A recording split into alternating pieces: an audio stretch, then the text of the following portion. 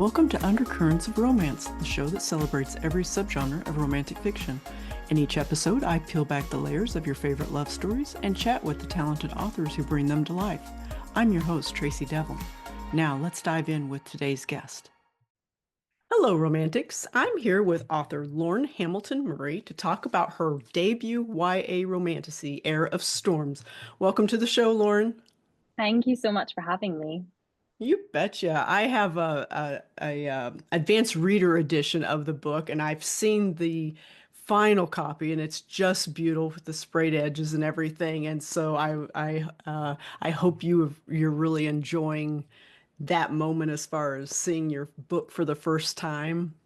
I Was that got the amazing? finished copies. They arrived last week and they are so beautiful. I'm obsessed with the gold foil. They're absolutely stunning. It's amazing to actually hold it in my hands. Yeah, yeah, I bet you. The debut novel, there's nothing quite like that experience ever again. I mean, there's wonderful moments from this point forward, but that debut novel is special in a way that the others aren't. And Yeah. anytime I have a debut author on the show, I always have to ask what your favorite first is. You know, you get a lot of firsts from getting the call to your first edits to, like you said, holding on to your finished book for the first time. What's been your first? I'm sorry, what's been your favorite first? I think it would have to be holding the book in my hands for Yeah, the first time. yeah. It was just such a surreal moment because obviously I knew what was in the box, but it was it was just amazing. And you're holding a book, but you're also holding your whole heart and years worth Mhm. of work and blood and sweat and tears. So it's just this milestone moment that was really Yeah. amazing. Yeah, yeah, that's great. That's wonderful. Did you do a book reveal for social media and that sort of thing whenever you opened up the box and showed your book and great. All Yes, right, I did a fun. little unboxing. Yeah, there you go. There you go. Why don't you get us started and just tell us a little bit about yourself, your writing journey, just whatever you would like to share. So I live in Edinburgh. I was born here. I grew up here. It's my favorite place. I have a degree in English literature and a master's in creative writing. I have two dogs, a black coat retriever called Huxley and a cocker spaniel called Ziggy, my Oh. children. And reading and writing have just always been the things that I love most. So it still feels very surreal to say that I'm an author and knowing that people are going to read my books. And yeah, it's been a bit of a wild ride. I got my book deal in May 2023, and it's just been a bit of a whirlwind since then. But I have an amazing agent, an amazing team, so they've helped me through every step of the way. Yeah. Yeah, no, that's wonderful. I'm glad to hear that. And when you get a team around you that's good and supportive, that you really can't beat that. I'm so jealous that you live in Edinburgh because I got to visit your fair city a number of years ago and Oh, just loved it. Yeah, it was really pretty, really pretty. I didn't get to explore the wilds of Scotland, and that's another trip I would like to take. We drove up from London and stopped at different places and ended in Edinburgh, and so we didn't explore too much, but beautiful, beautiful city. So, this novel, it took me back to all the elements that I loved of the Hunger Games. What can you tell us about Heir of Storms? You maybe what inspired it? Did Hunger Games inspired it, or was it kind of a lot of different books that you've enjoyed over the years that kind of played into it, or is it completely your imagination? I am a huge Hunger Games fan, Yeah. and I think that made me a fan of high stakes competitions. So I knew that when I wrote my own book, it needed to involve a high stakes competition. And also quite a grumpy, badass female main character. So yeah, Hunger Games is definitely an inspiration for me. But aside from that, Blaze, my heroine, she's been living in my head since I was 12. I don't really know where she came from, but the story sort of gradually formed around her over the years. And all the different elements of it just kind of started slotting into place. I knew that I wanted a political system that was slightly different. I knew that I wanted to explore elemental magic, and yeah, it formed around her, Yeah. and kind of popped into my head one day while I was at university. Yeah, I really liked the different courts that you had set up and even just the names. There was just so much imagination packed into this book, and I really, really love that. Even I mean, I have many good things to say about this. It's unbelievable to me that this is your debut novel. Um, It's just full of gorgeous prose and immersive world building and just this and the love triangle. Just, you're just going as fast as you can through those pages to figure out what happens there. But you've also you've created this amazing cast of secondary characters like Grandmother and Flint and Wren and Spinner and even Queen Hydra and just and you've got Mean Girls too. So it's just um, do you create character profiles or do you make them up as you go along or some other system? I think it's a bit of both. Um, my favorite character is Blaze's brother, Flint. Yeah. And he was always in the story, but at the start he actually had slightly different personality. He wasn't as funny, he wasn't as kind of the yin to her yang.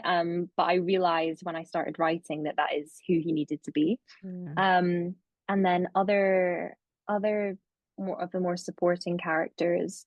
There were ones that just appeared on the page when I was writing. They weren't planned at all, like Spinner, Blaze's chaperone. I never intended for her to be in this story, and I she really just, loved Spinner. I'm glad. Yeah. There she Yeah. was. I couldn't get rid of her. But I think all the supporting characters, they they play a part in Blaze's story, but they also are a way in which she discovers something about herself. So I knew that I wanted Queen Hydra to be quite a nurturing figure in her life. Mhm. I knew that I wanted Grandmother to be very tough love and fierce, and to see that influence in Blaze. Um, but yeah, I really love writing the supporting characters. I think they're so important. So I really like to pour, like, complexity and detail into them. Yeah, no, you did an amazing job with it, with all of them. It is it's hard to create so many unique characters and personalities, and especially, and I'm just going to keep saying this, especially with your first novel. It's just tremendous. I know readers are just going to really, really love this book. Thank you. One of the things that I like to dive into on this show is finding the story's undercurrent with the author. It's that second beating heart that tends to flow beneath the lover's journey, and it tends to help propel the story forward. What undercurrent is flowing beneath Blaze's love story? And I'm going to say Blaze and not the hero's name here like I normally do, Yeah. because of the type of romance it is. But anyway, so what's flowing beneath Blaze's story here? Well, as there are two love interests, should I talk about one and then the other Yes, maybe? absolutely. Whatever you're comfortable. I don't want to do spoilers, so I Yes, just have the author say what they want to say. Yes. I will name one of them and not name the other. Okay. So first love interest, the Crown Prince Hal. Hal is very charming, and unlike Blaze, everyone adores him. But as they grow closer, she starts to notice cracks forming in this perfect image he upholds, and she realizes that he feels like he's playing a part, essentially, which really feeds into the theme of social maths within the book. Hal and Blaze are both constantly masking their true selves, their vulnerabilities, their fears. They're always pretending, but they see that in one another, and this creates this common ground, upon which they form a connection. There's also the fact that they both grew up in gilded cages. They've had very lonely childhoods. They've also always been aware of the fact that they don't have much choice. They lack the ability to make their own decisions about their own lives because of who they are and who they're expected to be. Mm. So that's, I'd say that's maybe another little undercurrent, their romance. And as for the second love interest, who we won't be naming, he is a notorious newcomer. And his relationship with Blaze is quite complicated, not least because she's scared of him. Um, she doesn't want to be, but she is. Everybody is. But going back to what I was saying about social masks, I think their undercurrent of romance really aligns with this as well, in that they're both infamous. They're both responsible for disastrous events that resulted in the deaths of thousands of people. And essentially, a lot of people view them as villains. Mm. Their public images are really rooted in public opinion. And I think that they represent this duality of who you are and who people think you are. Um, and no one has really seen Blaze the way that he does. And she realizes that, like her, he may actually be a very different person underneath. Um, so I think that's their undercurrent, this mutual understanding of what it's like to be misunderstood and to be the villain in other people's stories. Yeah.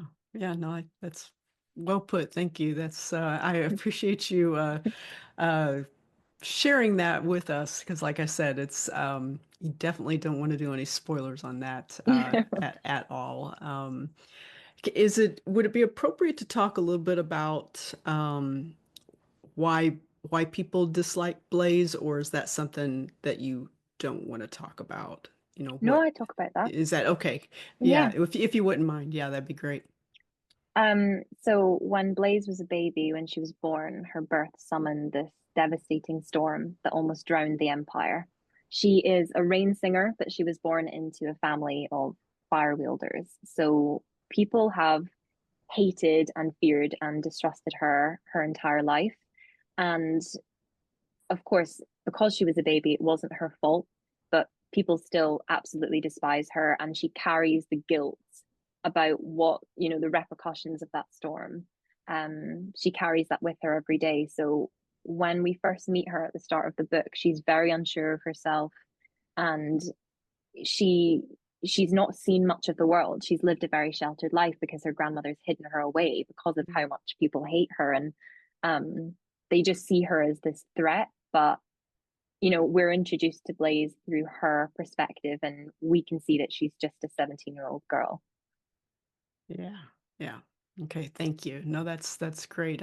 They and I think that they're a little afraid of her too, as far as her gift. You know, they're Yes. because her gift caused such destruction. I mean, thousands, maybe millions. I'm not sure if you ever said in the book, but died from this devastating storm when she was born. Mm-hmm. And so, yeah, there's a lot of fear of that she'll cause that kind of devastation again. At least that's how I what I took from it. Yeah. Yeah, yeah. Yeah. So, just to switch gears just a little bit here, what are two or three tropes that readers can look forward to while reading this story?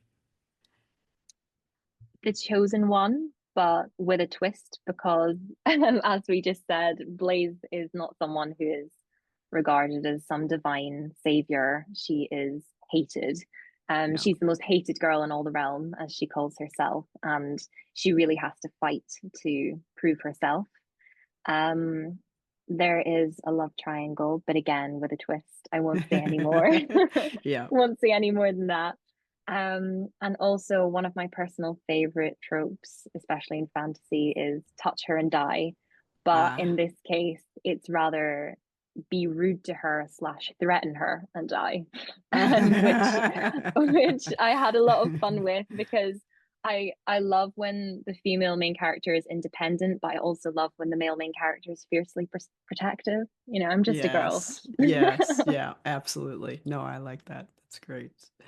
Have you read a romance book recently that you would recommend and maybe why? Can you Can think of it anything? be a romantic fantasy? Is that Absolutely, yeah. okay? hmm hmm I recommend The End Crowns All by Bea Fitzgerald, which is a sapphic Helen of Troy reimagining. Okay. The writing is beautiful, it's achingly romantic, there's so much pining. It's incredible. It made me cry. Oh, great. Yeah. Don't you love it whenever you might have noticed as a developing author that it's difficult to get really immersed in stories now because at least that's how it is for me because you're critiquing, you're constantly, Yes, oh, how did they do that? And those types of things. So when you find one that immerses you so much that it actually brings you to tears, it's just an incredible feeling again. Yeah, absolutely. completely. It's one of the only regrets with writing is that your reading has, suffers just a little bit there. So, I know. I really hope, well, I did hope that that would go away for me because um, I almost started editing the book that I was reading for pleasure. Like I was editing this person's writing. I was like, oh, I really love that, or oh, I wouldn't quite say it like that. I would rephrase, and then I was just like, no, it's spoiling my enjoyment of it. So yeah, yeah, exactly as you said, to yeah. find a book that takes me out of that is Turn amazing. the editor brain off. Yeah, for sure, Hmm. for sure. What is your favorite thing that you like to do when you're not writing and not reading? Can't be reading. No writing, no reading. I would say probably walking my dogs.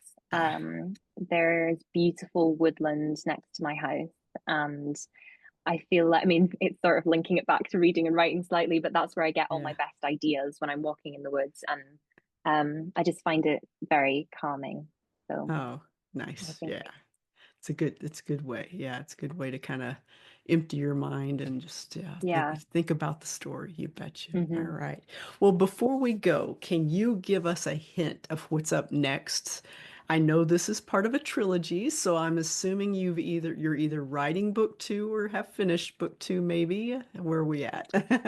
I am editing book two, so it's Okay. written. I'm just working on it, but it's without saying too much, it's taken on a slightly different form from book one. So it's a little bit more complicated, and I'm, really pouring everything into the editorial process. But that's the thing with a series as well, because book one, book one's just about to come out. Book two, I'm editing, and I'm already thinking about starting to write book Yeah. three. So Yeah. it all kind of Yeah. overlaps. It sure does. It sure does. Well, that's exciting. Have you announced a title for book two yet or? Not yet. Yeah, okay. All right. So we have to be patient. Okay, no worries. No worries. All right. Well, folks, when this episode airs, Air of Storms. Well, I just didn't realize that was going to be a problem there. So Air of Storms will be out, so be sure to order your copy. You can check out Lauren's website at um, www.Lauryn with a Y, Laryn, HamiltonMurray.com. And I understand it's a brand new website. So Hmm. go and be sure and check that out. Lauren, what social media platform are you most active on? Instagram. Lauryn Okay. Hamilton Murray is my username. Okay, great. Thank you. All right, Lauren. Well, thank you so much for joining me all the way from Scotland. I really appreciate it. I can't wait, like I said, for readers to get their hands on this book. I know that they're going to love it, and I hope you'll come back and join me whenever book two comes out. Thank you. I love that so much. Thank you for having me. You betcha. Many thanks to everyone listening. I hope you enjoyed this week's episode of Undercurrents of Romance. You can find more information about the show at tracydevlyn.com/podcast. Undercurrents of Romance is a proud member of the Authors on the Air Global Radio Network. I'll be back soon with another great romantic read. In the meantime, enjoy the adventure, everyone.